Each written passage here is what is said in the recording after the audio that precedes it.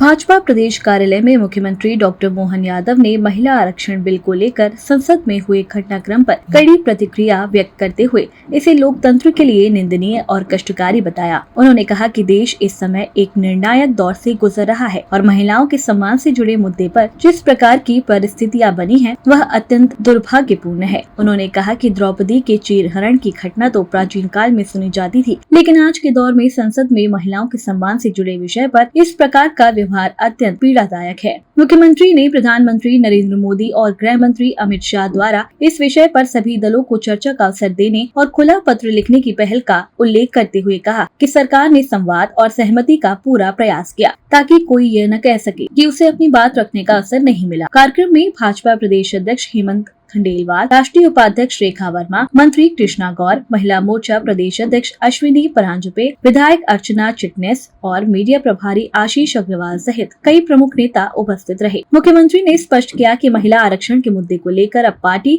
और सरकार जनता के बीच जाएगी। इसके तहत नारी शक्ति वंदन पद यात्रा का आयोजन किया जाएगा और पूरे प्रदेश में चरणबद्ध तरीके से आंदोलन चलाया जाएगा। सभी जिलों में प्रदर्शन किए जाएंगे तथा नगर निगम, नगर पालिका और नगर पंचायत स्तर पर निंदा प्रस्ताव पारित किए जाएंगे। साथ ही विधानसभा का एक दिन का विशेष सत्र बुलाकर इस विषय पर चर्चा और निंदा प्रस्ताव लाने की भी योजना है। मुख्यमंत्री ने विपक्ष पर आरोप लगाया है कि उसने महिलाओं के अधिकारों के साथ अन्याय किया है और इस सच्चाई को जनता के सामने उजागर किया जाएगा। भाजपा प्रदेश अध्यक्ष हेमंत खंडेलवाल ने भी विपक्ष और विशेष रूप से राहुल गांधी पर निशाना साधते हुए कहा कि संसद में देश की आधी आबादी से जुड़े महत्वपूर्ण विषय पर उनका रवैया महिला विरोधी मानसिकता को दर्शाता है। वहीं भाजपा की राष्ट्रीय उपाध्यक्ष रेखा वर्मा ने कहा कि नारी शक्ति वंदन अधिनियम पर संसद में 16 और 17 अप्रैल को चर्चा हुई, जिसमें सभी दलों ने अपने विचार रखे, लेकिन अंततः विपक्ष के विरोध के कारण यह विधेयक पारित नहीं हो सका। उन्होंने कहा कि देश की महिलाएं पिछले कई दशकों से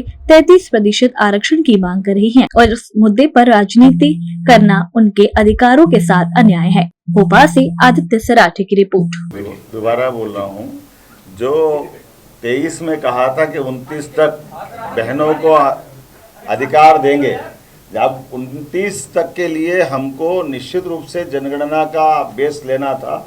उस जनगणना के बेस के लिए हमको मजबूरी में 2011 पे जाना पड़ा।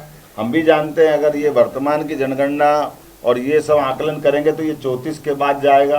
तो ये हमारी उस प्रतिबद्धता को हम साबित करने के लिए लेकर के बिल आए थे और ये तीनों बिल के पीछे भाव वही था।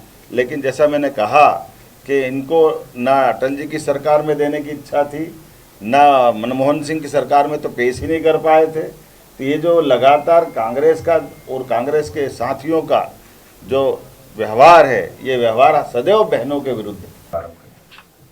आज की हमारी इस पत्रकार वार्ता में हमारे लोकप्रिय मुख्यमंत्री मोहन यादव जी दिल्ली से आई हमारे इस पूरे अभियान को देख रही ऐसी हमारी राष्ट्रीय पदाधिकारी हमारी रेखा वर्मा जी और हमारे सभी मंत्री बहनें, हमारी महिला मोर्चे के अध्यक्ष जी, आप सबको विदित है कि लोकसभा में जो घटनाक्रम हुआ वो सिर्फ एक संसदीय प्रक्रिया नहीं थी, बल्कि देश की आधी आबादी से जुड़ा हुआ एक महत्वपूर्ण विषय था।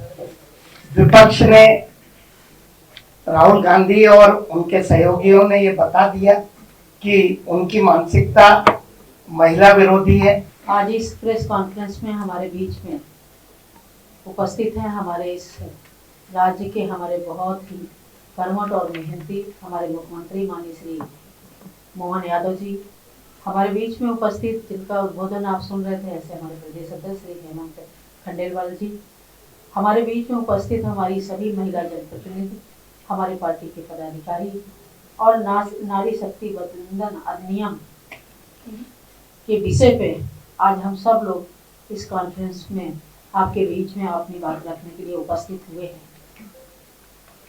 नारी शक्ति वंदन अधिनियम 16 और 17 संसद में चर्चा में आया और 16 तारीख को सभी ने अपना अपना विषय रखा और 17 को चर्चा करने के बाद ये बिल पारित होना था, लागू होना था, लेकिन इनका विरोध इसने नारी शक्ति वंदन अधिनियम का विरोध विपक्ष ने किया 70 साल से इस देश की नारी अपने अधिकार की लड़ाई लड़ रही थी।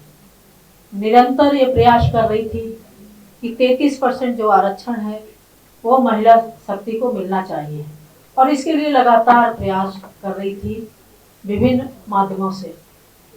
और जब सरकार बनती थी और उस सरकार के बनने के बाद में महिला शक्ति को उम्मीद जागती थी कि इस बार शायद महिला शक्ति का अधिकार उसको मिलेगा, लेकिन ऐसा समय 60 साल बीत गया।